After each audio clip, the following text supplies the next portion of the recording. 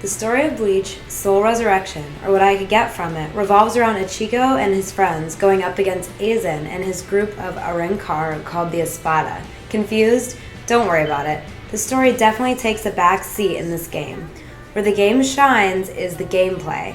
Sure, it takes a similar approach to Dynasty Warriors, but there's a lot of underlying strategy and an expansive moveset to keep it from being just another press square to win game. I'll openly admit that I'm a big fan of the Warriors series, and NIS did a good job with not completely ripping off that series, but rather adding a nice spin on things. For starters, each character has a varied moveset.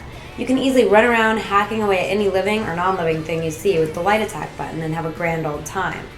But there's something completely satisfying with unleashing a stylish flurry of super attacks that mimic the badassery of the anime. That's right, I just made up that word.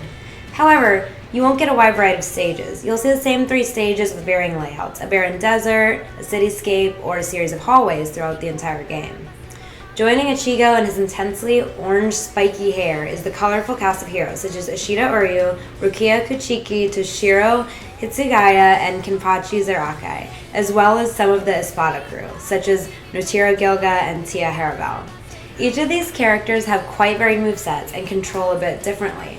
Ichigo will quickly slash away at his enemies in an area in front of him. While Ichida isn't that great up close, he uses his ranged Quincy belt to dispatch his foes from afar. Kenpachi, on the other hand, is a much slower character, but his blows do a lot more damage. The story mode will take you through 15 missions that are each specific to a certain character. Beating these will unlock the rest of the characters, as well as points to level them up. Each character has a square made up of skills and boosts that require a certain amount of soul points acquired from playing through the game. The annoyance I had with the soul points was that they weren't shared amongst the characters, but each character had their own pool of soul points they acquired during each mission.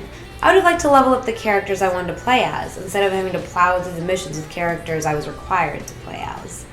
Mission mode will then task you to go through levels with specific goals in mind, such as beating the level under a required amount of time or defeating a certain boss character. The more you play these, the more collection characters you unlock, which are 3D models of each character that also have a few voice clips associated with them.